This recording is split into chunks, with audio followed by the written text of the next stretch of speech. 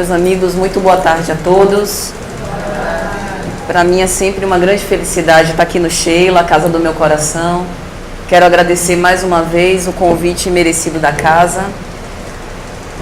Agradecer pela presença de todos vocês e que Jesus nos inspire e nos envolva com a sua santa paz e divina proteção.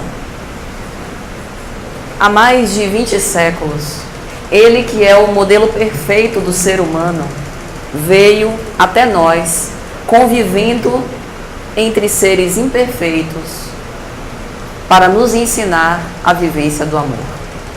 E foi Ele mesmo, um profundo conhecedor da psique humana, quem nos fez essa exortação: sejam perfeitos.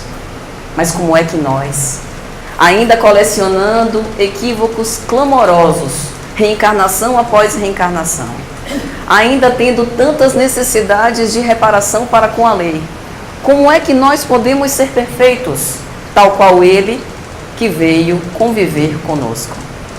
Será que não seria uma extrema aflição dotar-nos nessa angústia de procurarmos alcançar um ideal aparentemente inalcançável? Por que Ele faria essa maldade conosco? Por ser um profundo conhecedor da alma humana, Ele sabia a nossa destinação. E é por isso que nós, hoje, como outrora, precisamos nos perguntar: qual a nossa finalidade? Porque tudo na criação foi criado conforme uma finalidade. As plantas espraiam o seu perfume que nos envolve, nos encantam, como se fossem a presença de Deus no nosso dia a dia. Embelezam o nosso mundo. O alimento que é cultivado nos campos, que chega até a nossa mesa e que nos abastece o corpo material. Ele mesmo enviou diversos profetas que o precederam com o objetivo de reforçar esse sentimento legítimo de espiritualidade, de nos conectar com o nosso eu divino. E depois veio Ele, representante do amor infinito, estar conosco. Se tudo na criação segue uma finalidade, qual é então a nossa?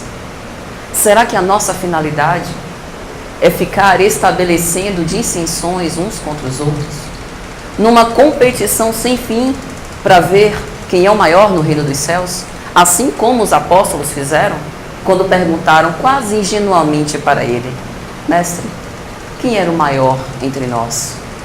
E Jesus, percebendo a profundidade daquela inquietação e que aquele desejo egoísta não iria levar eles a lugar algum, desde aquele tempo esclareceu: o maior no reino de Deus é aquele que se fizer servo de todos.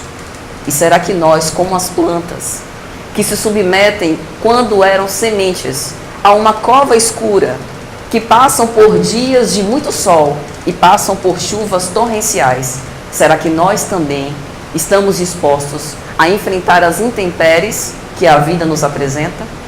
No mundo tereis aflições, mas tende bom ânimo, porque eu venci o mundo. E como será que o Cristo alcançou Ele mesmo a perfeição? Será que Ele foi algum predileto de Deus? Venceu cada um dos desafios que lhe foram impostos com o máximo sucesso. E é isso que Ele nos convida, quando Ele diz: sejam perfeitos. Porque muitas vezes nós subestimamos a nossa condição humana, achando que devemos viver pura e unicamente para a vida material, quando a vida material é um instrumento sagrado para que nós possamos ascender para Deus. Nós não somos um corpo, nós somos espíritos, temporariamente passando por essa existência com o objetivo de ascender. E é por isso que em O Livro dos Espíritos, quando Allan Kardec vai questionar a espiritualidade superior, os espíritos vão dizer que o mundo material poderia nem ser efetivamente necessário. Porque por ser um mundo dos efeitos, ele está aqui com o objetivo de nos propiciar essas experiências necessárias para que possamos alcançar essa perfeição moral. Mas às vezes nós nos esquecemos disso. Quando colocamos as nossas vontades transitórias, os nossos desejos tão mesquinhos acima da nossa própria evolução, nós esquecemos da nossa santa destinação, sermos espíritos puros daqui a algum tempo, porque todos nós seremos perfeitos, queiramos ou não, porque o progresso é uma lei, nós seremos compelidos a evoluir, mas podemos colocar o nosso esforço de vontade, a fim de que esse processo seja muito mais rápido, muito mais efetivo, muito mais prazeroso, e nós podemos ir juntos, porque não há adversários entre nós. Quando Cristo, ao ensinar-nos a orar, proclama Pai Nosso, Ele estabelece a paternidade divina, nos mostrando que não há diferenças em relação à nossa vinculação com Deus. Todos nós somos seus legítimos filhos, herdeiros da criação. Mas às vezes parece que a gente age de uma forma contrária a esses ensinamentos. Quando a gente tenta maltratar o outro, queremos colocar o nosso poder, subjugar os nossos semelhantes para que eles pensem como nós pensamos, façam o que nós achamos que é certo. E quem é de nós, meus amigos, que pode dizer que conhece toda a verdade e sabe qual o caminho certo para alguém? Se Deus, que é a sabedoria infinita, que é a inteligência suprema, que é o Criador de tudo, não constrange nenhuma das suas criaturas, dando oportunidade para que nós mesmos façamos as nossas escolhas, porque é que nós estamos querendo impor o nosso poder em relação aos outros. Precisamos repensar. Será que nós estamos aqui para nos antipatizar com a mensagem da nossa querida irmã Sheila? Não é melhor distribuir sementes que irão gerar flores e frutos por onde quer que a gente vá, ao invés de distribuir espinhos? Porque no retorno a gente pode caminhar com pés descalços e a gente acaba se ferindo nas próprias armadilhas que nós fomos colocando ao longo da nossa vida. A sociedade odierna, do culto aos prazeres, uma sociedade ególatra, escópica, que vale mais aparecer do que ser, tenta vender que nós seremos felizes apenas conosco. Mas não foi isso que os espíritos disseram a Kardec em O Livro dos Espíritos, quando estabelecem a lei de sociedade como uma lei moral. Nós precisamos conviver, não podemos ser perfeitos, ilhados dentro da nossa própria ilha egocêntrica. E a forma como nós tratamos os nossos semelhantes dá um breve preâmbulo, um breve significado de como anda o nosso amor a Deus. Porque se eu não posso amar a quem vejo, como eu posso amar alguém a quem eu não vejo? E é por isso que, diante dessa rogativa de Jesus, nós vamos mergulhar por uma pequena parte dos versículos que ele proclamou no Sermão da Montanha, para entender a profundidade dessas palavras do Cristo. Ele começa mais ou menos assim. Mateus, capítulo 5, versículo 43. Ouvistes o que foi dito: amarás o teu próximo e odiarás o teu inimigo. Na Bíblia de Jerusalém, há um comentário que é muito importante. Ele vai dizer, é porque aquela época não se entendia como uma obrigação moral dos israelitas, dos autênticos filhos de Deus, tratar bem os seus inimigos. E veja que às vezes hoje parece que a gente se confunde. Parece que ao invés da gente agir como cristãos, estamos repetindo o que há de pior nos fariseus da antiguidade. Quando alguém discorda daquilo que eu digo e eu rechaço, tenho uma profunda intolerância ao contraditório, não consigo sequer parar para ouvir qual a opinião que o outro tem que diverge da minha. Que tolice! Porque todos nós podemos aprender. Mesmo que alguém expose um ideal diferente do meu, ouvindo os argumentos que aquela pessoa tem para defender a sua ideia, eu também aprendo e posso continuar com a minha convicção. Aqui não se trata de estabelecer quem está certo ou quem está errado, mas qual o sentido para que eu acredite naquilo e qual o sentido que o outro viu. E todos nós com essa troca podemos ganhar. Mas para os israelitas, para o povo de Israel, não. Eles eram os autênticos filhos de Deus, quando esquecidos da intensa responsabilidade que isso significa. Porque por terem a revelação com a lei de Moisés, saberem do Deus único e por terem essa clara ideia de que todos somos filhos de um mesmo Pai, aí sim que deveriam estar imbuídos desse dever moral de tratar a todos bem. Mas eles não acreditavam nisso. Por isso Jesus volta, ele que não veio destruir a lei, mas dar-lhe cumprimento, fazendo uma recapitulação da lei e atualizando. O tempo inteiro, Jesus atualiza conceitos que nós desvirtuamos ao longo do tempo. E é por isso que ele diz: ouvistes o que foi dito, amarás o teu próximo, odiarás o teu inimigo. Eu, porém, vos digo, amai os vossos inimigos, orai por aqueles que vos perseguem, que vos caluniam. Por quê? Que espécie de ensinamento é esse? Como é que eu posso desenvolver um amor por aquele que me gera asco, desgosto e que provavelmente também não gosta de mim? Porque Jesus veio nos mostrar que para que nós possamos ser perfeitos, nós precisamos fazer mais, além do que estamos acostumados a fazer. É por isso que o povo eleito de Israel esperava o Senhor dos Exércitos, aquele que viesse com o seu carro de fogo, como está no Antigo Testamento, no profeta Joel, que iria atear fogo sobre tudo que existe no mundo, e existem alguns de nós que ainda acreditamos que virá esse Deus punitivo. Mas Jesus vem como o Rei dos mansos, ensinar a concórdia, a harmonia, o amor e a renúncia.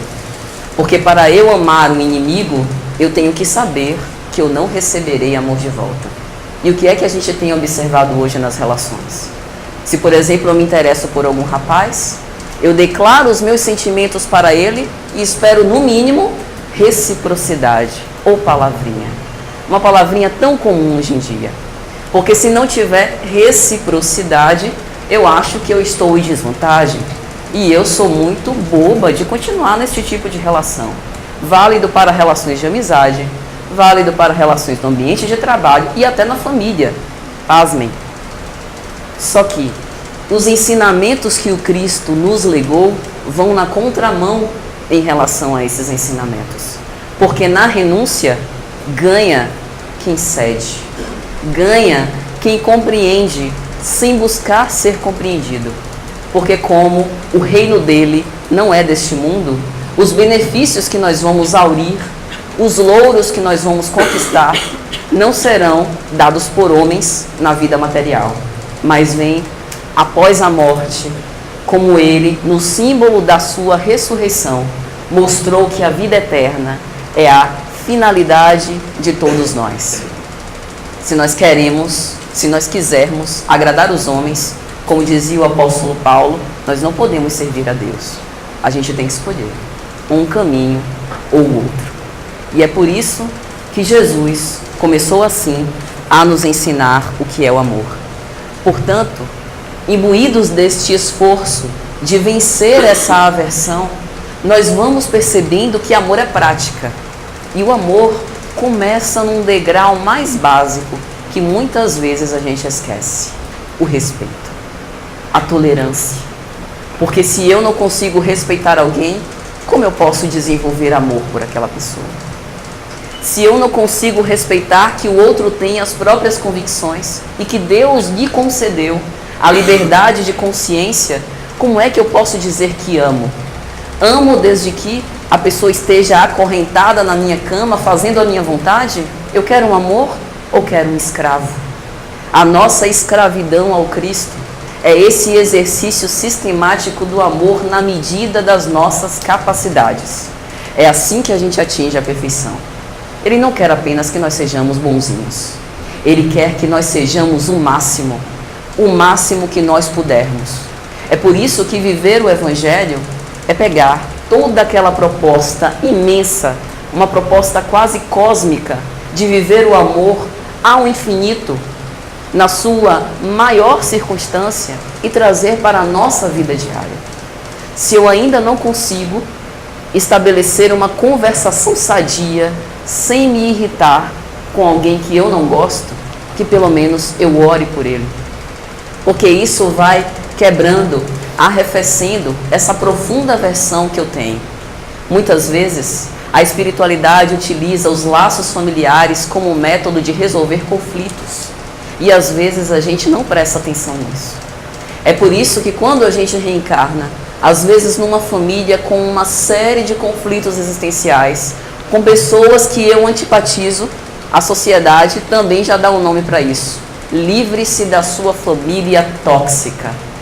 Meus amigos, que barbárie.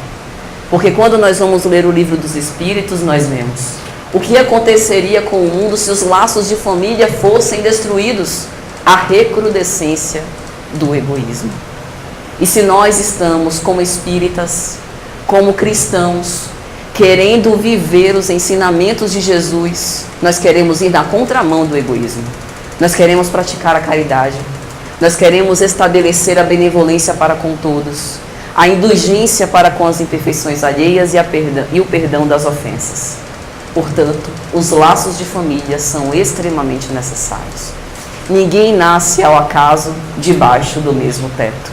E aquela é uma oportunidade ímpar de nós vivermos o Evangelho, tolerando todos os dias os defeitos do outro, porque o outro também precisa tolerar a nossa enormidade de defeitos.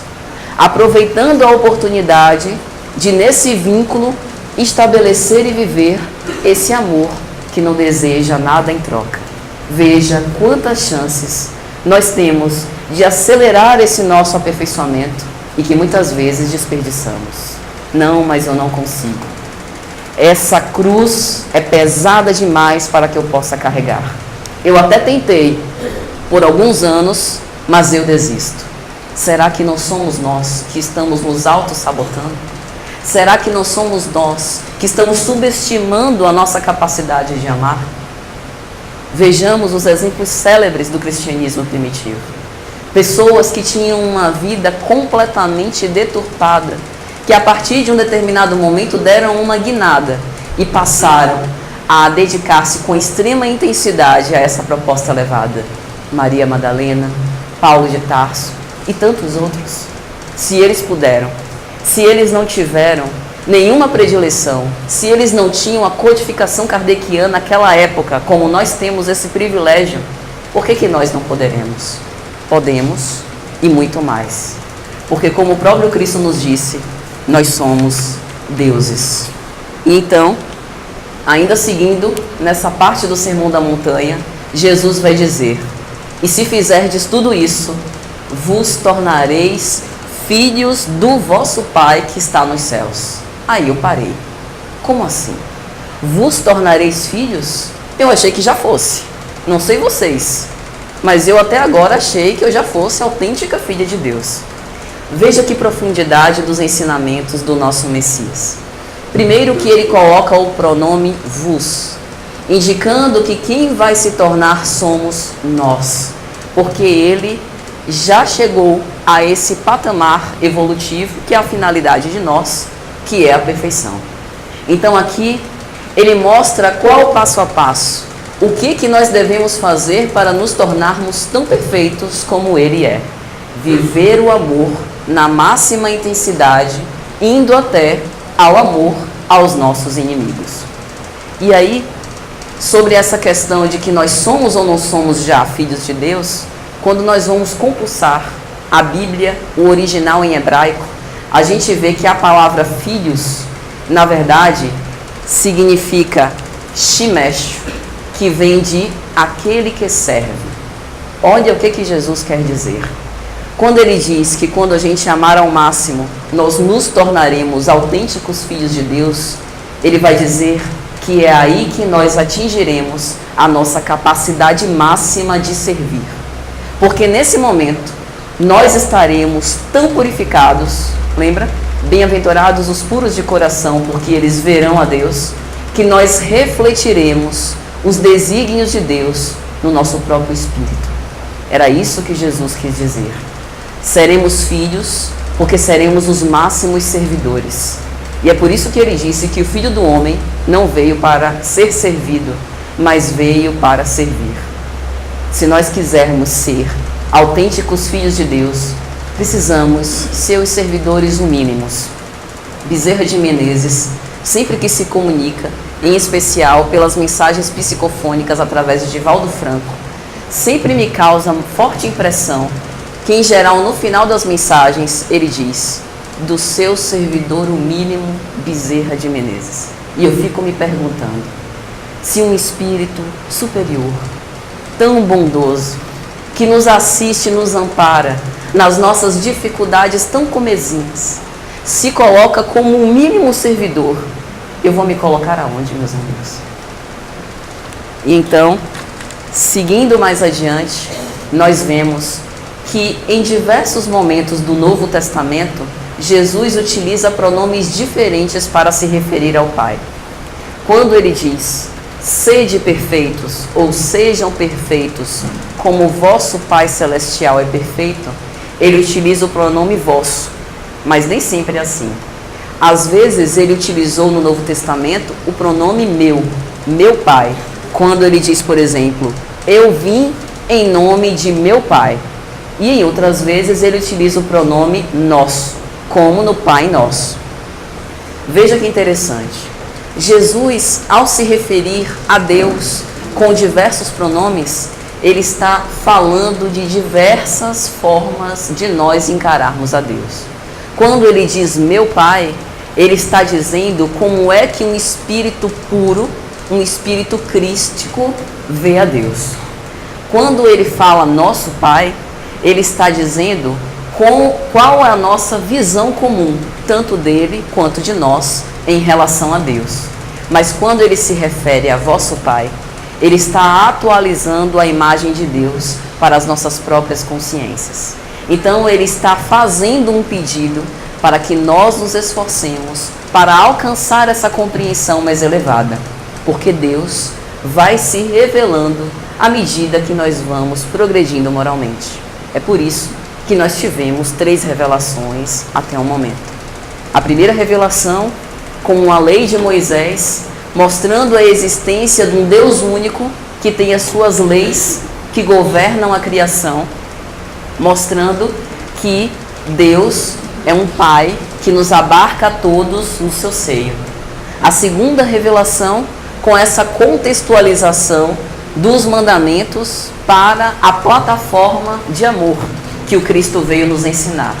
E a terceira revelação, como a vinda da verdade, quando os próprios espíritos que nos antecederam ao túmulo, os mortos, ficam de pé e nos dizem sobre quais foram as suas experiências, as suas vivências e os seus conhecimentos quando voltaram à pátria espiritual, nos ensinando como que nós devemos proceder para despertar no além-túmulo de uma forma mais harmoniosa, mais pacífica, como que a gente aproveita melhor a nossa reencarnação. Então, recursos nós temos. Nós temos as revelações, nós temos a literatura espírita, nós temos os milagres explicados de uma forma científica por Allan Kardec, por exemplo, em A Gênese, nós temos verdadeiras pérolas em nossas mãos. Mas cumpre-nos refletir o que é que a gente faz com esse tesouro. Se a gente pega o tesouro e qual avarento esconde na terra para que ninguém possa roubar, ou se a gente pega esses talentos e multiplica, vivenciando e experimentando na prática todos esses ensinamentos. E ele continua: porque Deus faz nascer o sol sobre justos e injustos, sobre bons e sobre maus. Aqui ele está dizendo que nenhum de nós, por mais distantes que nós estejamos da perfeição, está indene, está livre de ser um dia perfeito. E isso é um alento muito grande para a nossa angústia, porque até esse momento nós poderíamos pensar, mas essa proposta é muito difícil, desconfortável, nos faz sair da zona de conforto, vai na contramão do que a nossa sociedade apregoa, e as pessoas, no mínimo, acharão estranho a forma como nós vamos nos comportar. E aí, quando nós observamos a sociedade, será que os cristãos de hoje, nós, cristãos de hoje, temos incomodado como antigamente os cristãos incomodavam? Vocês se lembram? Pelo menos na obra Paulo e Estevão, pelo Espírito Emmanuel, as diversas vezes que a gente tem relatado por Emmanuel, dos fariseus invadindo a igreja de Antioquia, a igreja de Jerusalém, para atrapalhar o trabalho dos cristãos? Eles só faziam isso porque os cristãos agiam com tamanha caridade, com tamanha abnegação que os chocava. E aí a figura deles, como legítimos filhos de Deus, ficava deflagrada. Será que nós estamos vivendo suficientemente o amor a ponto de incomodar os contraditores dessa mensagem de Jesus? Cumpre refletir então. Porque cada um de nós, como vai estar em O Livro dos Espíritos, na questão 120, precisamos passar pela fieira da ignorância, mas não da maldade. Na obra O Consolador, Emmanuel diz uma coisa que por muito tempo foi alvo de questionamento dos espíritas que se preocupam apenas com a letra e não com a profundidade das palavras.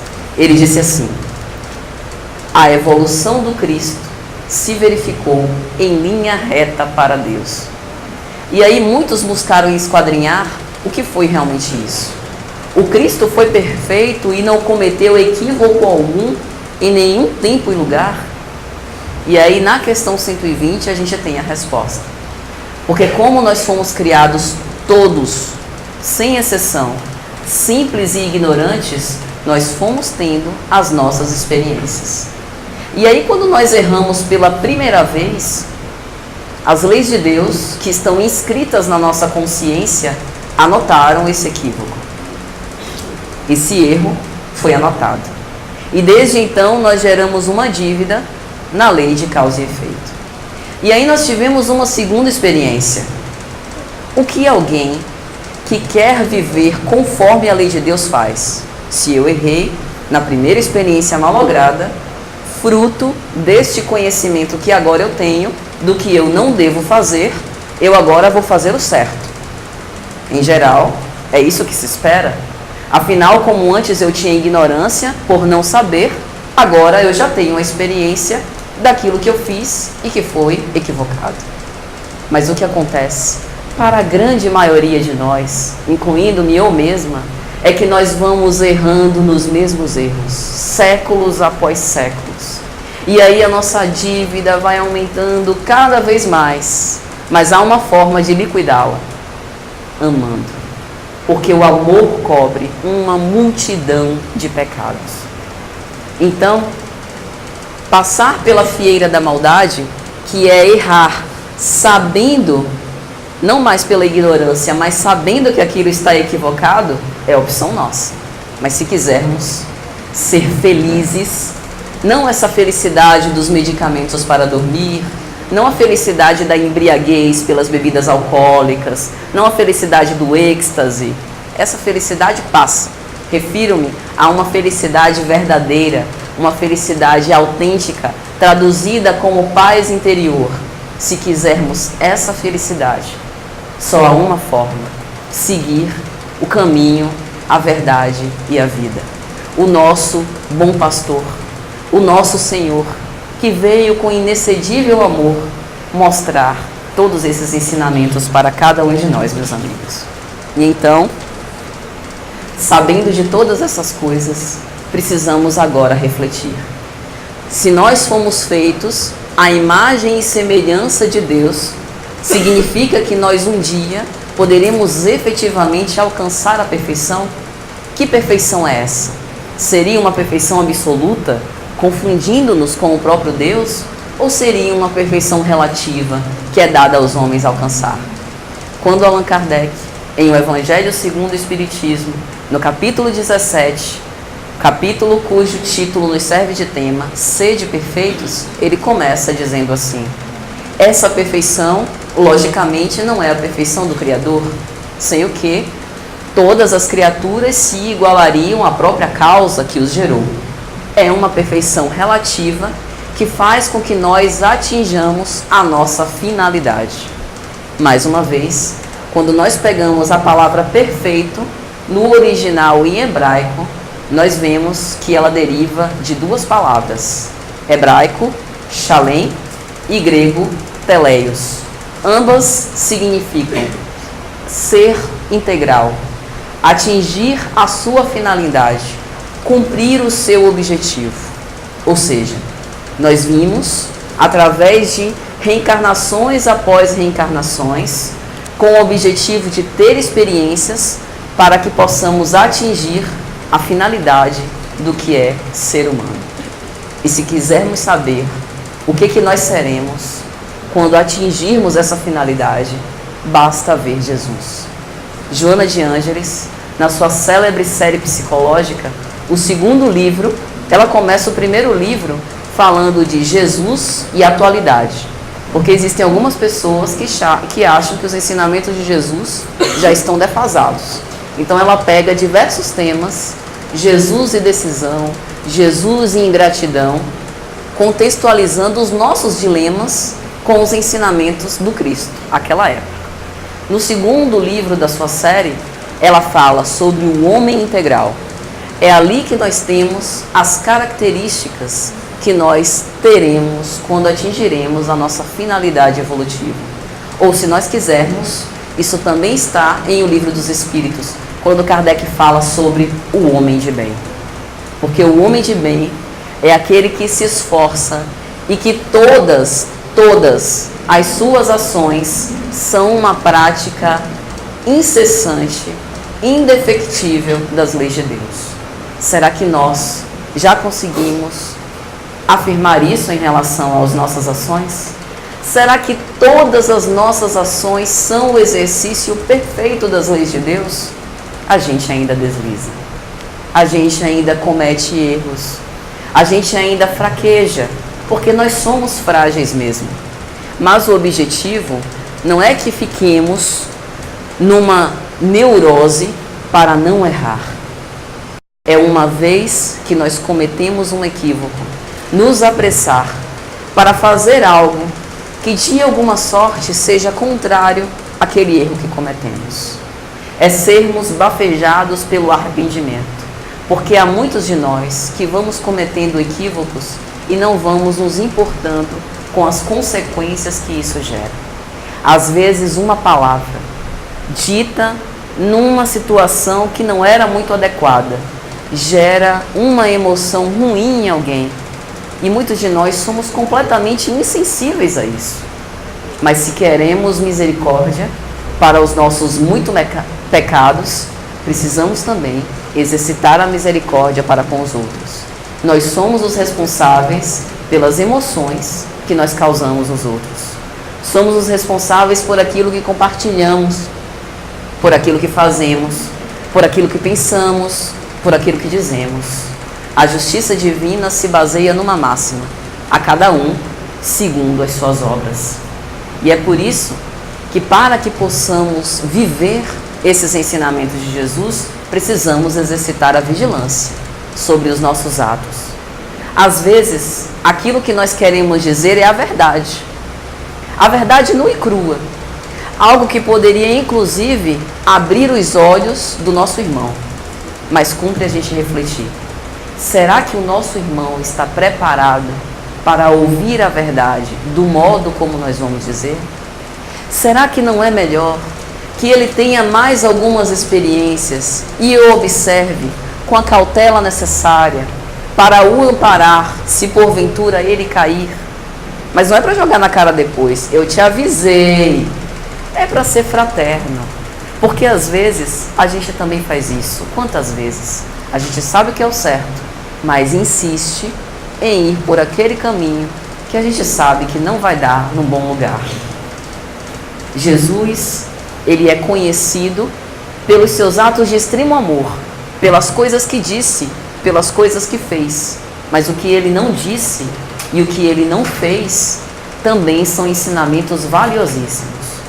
Quando esteve perante a Pilatos, que não utilizou uma palavra sequer para se defender. Quando a mulher, flagrada em adultério, foi arrastada pelos doutores da lei e constrangeram-no para que ele se posicionasse. A lei nos diz que ela merece ser apedrejada. Tu, porém, o que dizeis? Todos esses momentos são momentos de reflexão para nós.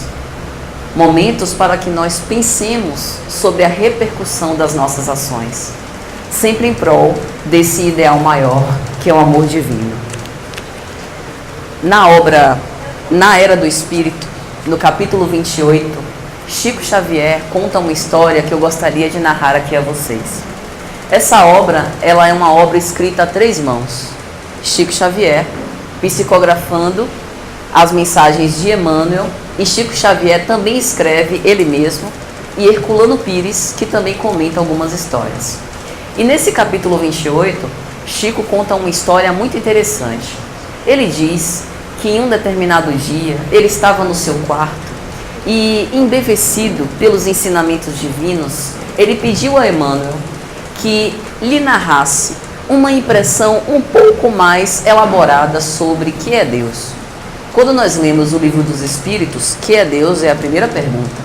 E logo que Kardec tenta esmiuçar mais esse significado profundo do que é a divindade, a espiritualidade, de uma forma bastante sutil, diz: você ainda não tem condições de compreender tudo. Por enquanto, guarde esse significado. E, de forma análoga, Emmanuel disse isso, respondeu isso a Chico. Chico, eu sugiro que você continue apenas com a impressão de Deus guardada do Pai Nosso.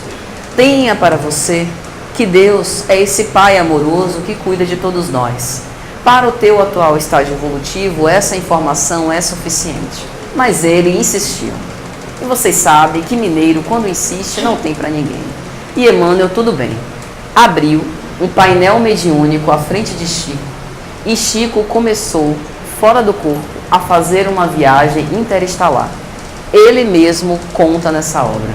Ele diz que sai da Terra e vê a Terra muito pequenininha. Sai da nossa galáxia e vê a nossa galáxia muito pequenininha. Se afasta mais e vê outras galáxias orbitando num movimento extremamente harmônico.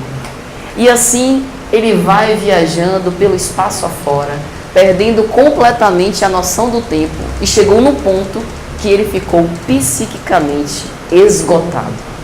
E então ele pede para Emmanuel: Emmanuel, pelo amor de Deus, eu preciso voltar para o corpo, porque eu não aguento mais. Nós já viajamos tanto e ainda não consegui ver Deus. Eu acho que eu só consigo ir até aqui. E Emmanuel, respondendo a ele, lhe diz: vê, Chico, nós caminhamos muito, mas ainda é um quase nada. Se nós tivéssemos caminhado muito mais, não teríamos sequer tocado no infinito. E Deus é mais do que o infinito.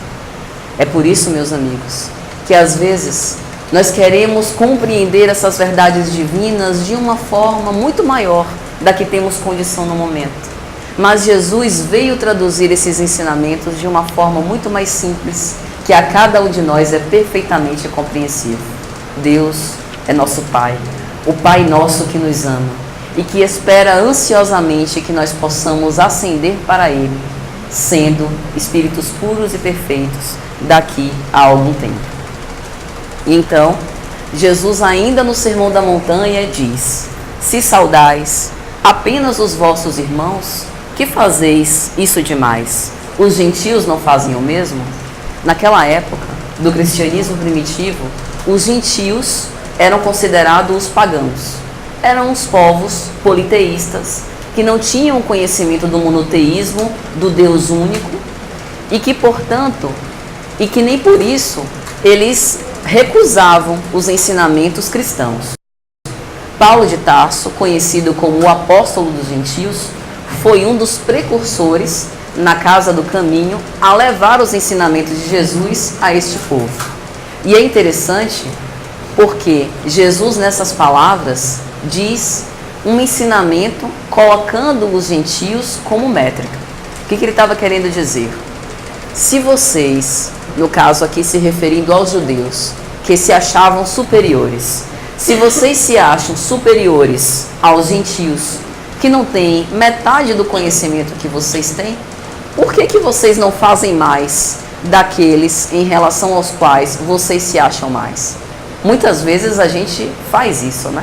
Às vezes, dotados de um extremo orgulho, de uma prepotência e até uma arrogância em relação a outros, às vezes uma pessoa mais humilde, às vezes uma pessoa que não teve oportunidade de ter acesso cultural, intelectual, como nós tivemos o privilégio, a gente se acha superior a essa pessoa.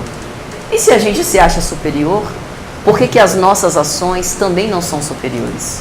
Por que nós não perdoamos, não compreendemos, não exercemos um amor de uma forma tão divina se nós já nos julgamos superiores? Foi essa reflexão que o Cristo fez.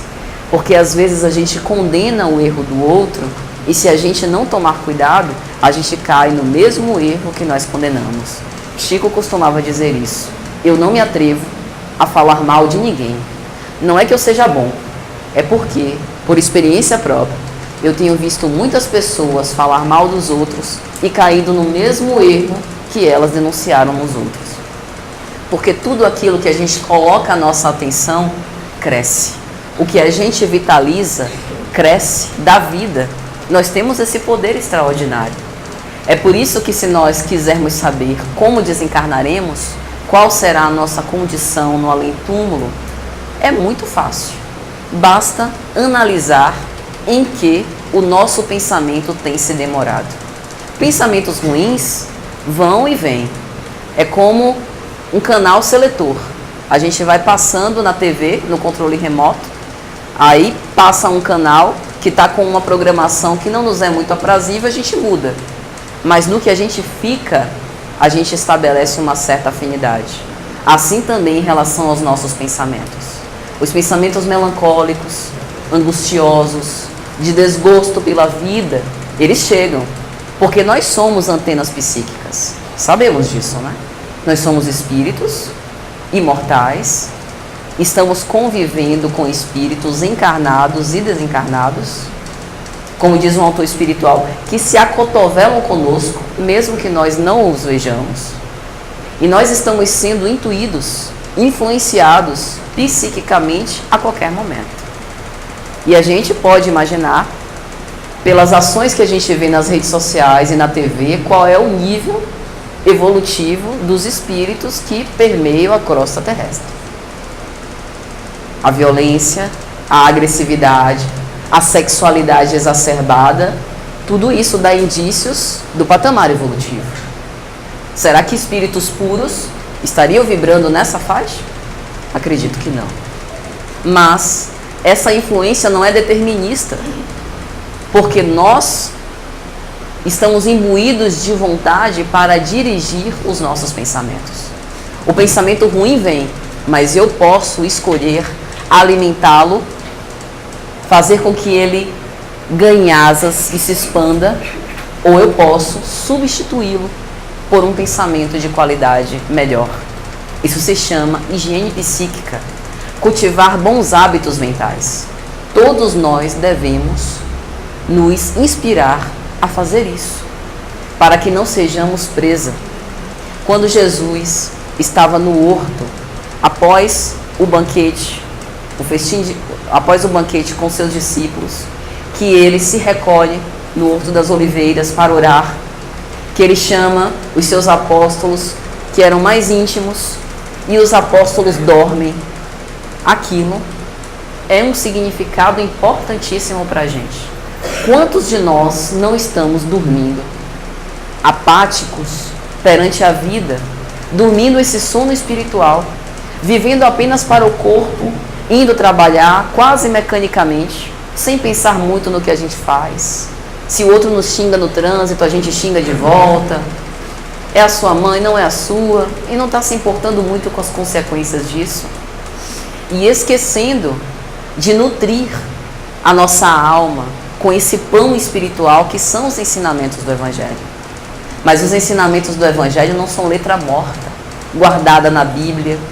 Sabe aquela Bíblia que a gente tem na estante de casa, acumulando poeira? A gente tem que sacudir a poeira dela, ler um versículo cada dia e ver qual a aplicação daquele ensinamento no nosso cotidiano.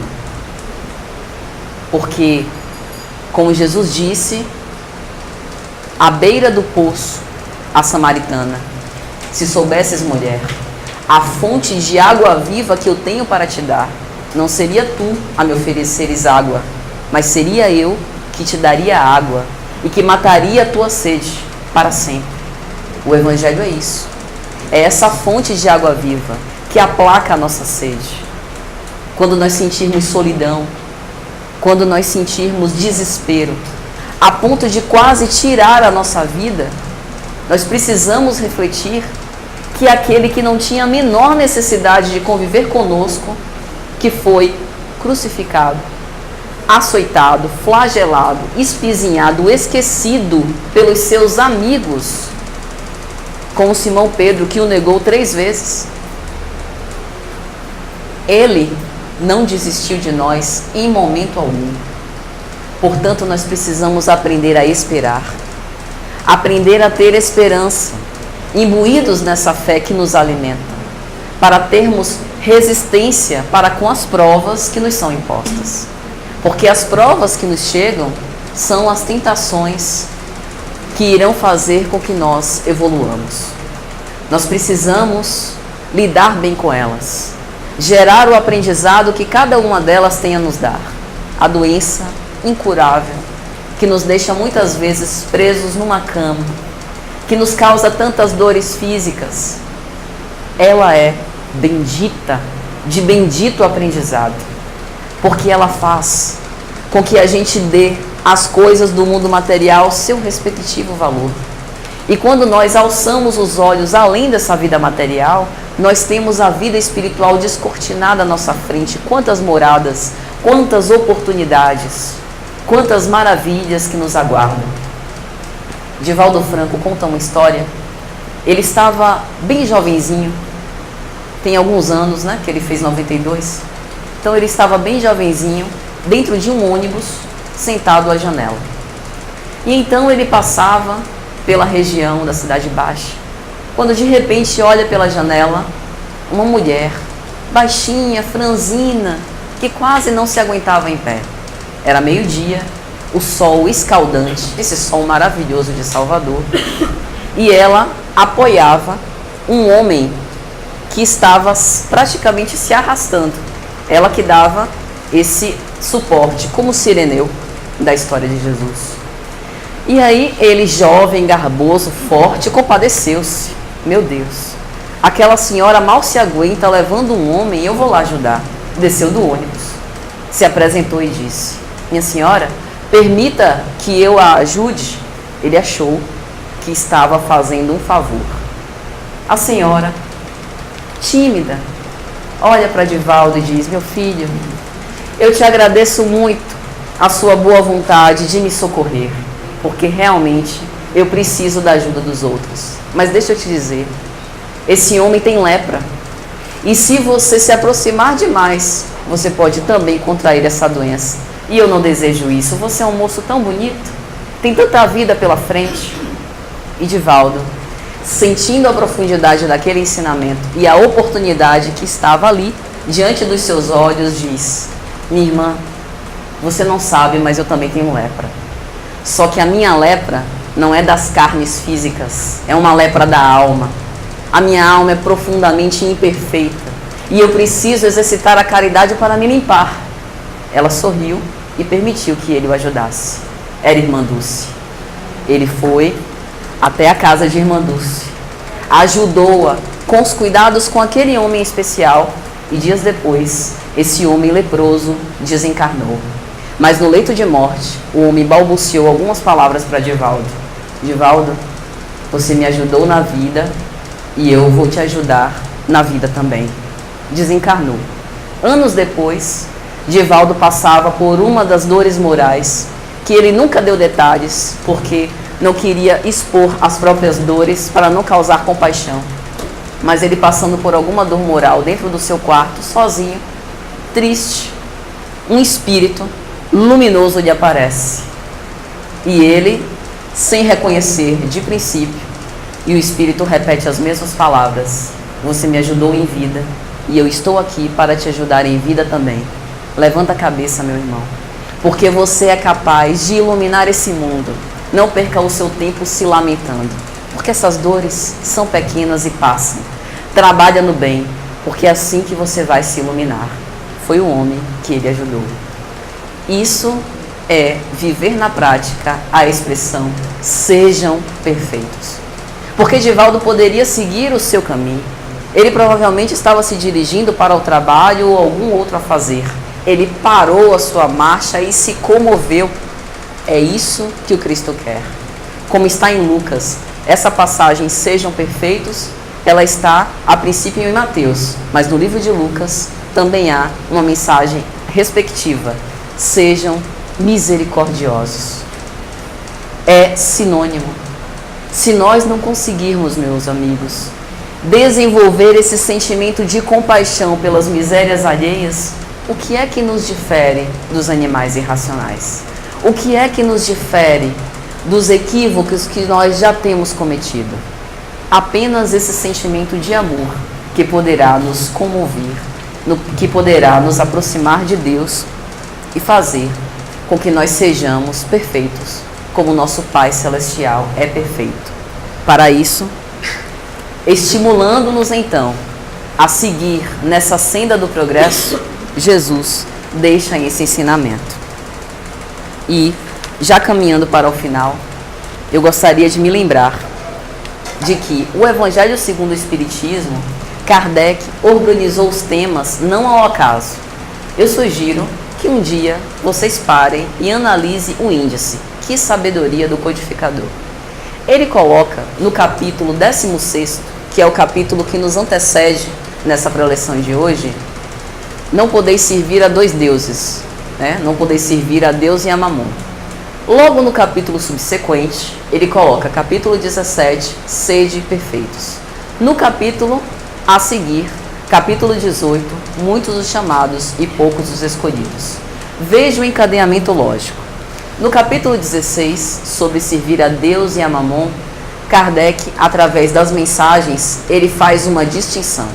Olha, eu vou apresentar aqui para você qual a utilidade da vida material e como que você pode utilizar das coisas do mundo para poder ascender. Mas não troque, porque enquanto nós estamos encarnados, nós estamos sob risco. Às vezes a gente pode esquecer das coisas do espírito e viver apenas para os prazeres da vida material, que são inúmeros. Mas Deus não condenou esses prazeres, só disse que esses prazeres são necessários para que a gente consiga alcançar um patamar superior. Tendo dito isto, Kardec então vai para o capítulo 17, sede perfeitos, é a exortação. E então ele coloca diversas mensagens sobre o homem de bem, sobre os bons espíritas, para nos estimular a seguir esse caminho do bem. E no capítulo 18, muitos os chamados e poucos os escolhidos, ele vai fazer a consagração. Tem uma mensagem lá que é: pelas obras é que se reconhece o verdadeiro cristão, só para citar um exemplo. Então ele mostra quais são os benefícios que nós aurimos de seguir por esse caminho do bem e fazer a vontade de Deus. Então veja que há uma sequência lógica pelo nosso codificador. Tudo isso para que nós tenhamos, pela fé raciocinada, uma linguagem clara e acessível, com argumentos irretorquíveis, para que nós possamos seguir os ensinamentos de Jesus. Agora, falta o nosso dever de casa, a prática. E para concluir, há uma obra que foi a primeira obra psicografada por Chico Xavier, Parnaso de Além Túmulo. Uma obra maravilhosa, mais de 700 páginas. Quando vocês saírem de férias, que forem para a praia ou para as montanhas, levem Parnaso de Além Túmulo, e aí cada dia vocês leem uma poesia. Vocês vão passar as férias bem, garanto. E aí eu separei uma poesia, que é uma poesia de Casimiro Cunha, que fala sobre ascensão. A poesia é um pouco maior que isso, mas o trechinho que eu vou ler é o seguinte: perguntai à flor virente, de pétalas multicores, que com mágicos olores perfumam o vosso ambiente, o que fazem cá no mundo, tão viçosas, perfumadas, pelas sendas desoladas deste abismo tão profundo. Como sorrisos dos céus, essas flores perfumosas responderiam formosas: nós marchamos para Deus. Segue, pois, irmãos terrenos, nessas trilhas luminosas. Caminhai sempre serenos, entre lírios, entre rosas, entre os lírios da bondade, entre as rosas da ternura, espargindo a caridade, consolando a desventura. Só assim caminharemos nessa eterna evolução e no bem conquistaremos a suprema perfeição. Veja como Casimiro Cunha encerra o pensamento que nós tentamos aqui em 1 hora falar. Que essa perfeição, como Cristo nos exortou, só é conseguida fazendo uma coisa: o bem. Esparzindo o amor, vivendo o amor em todas as circunstâncias, em todos os momentos, em todos os locais onde a gente estiver. Como Haroldo Dutra Dias gosta de dizer, que a gente floresça onde a gente for plantado. E quando a gente olha, como ele diz, para essas flores tão lindas que se embelezam, a própria irmã Sheila diz que nós somos as flores do jardim dela. Se nós pudéssemos perguntar o que é que peças tão formosas fazem aqui numa terra tão lodosa, provavelmente elas diriam: nós marchamos para Deus. Vamos marchar junto com elas, meus amigos, porque Jesus nos aguarda de braços abertos. Muita paz a todos.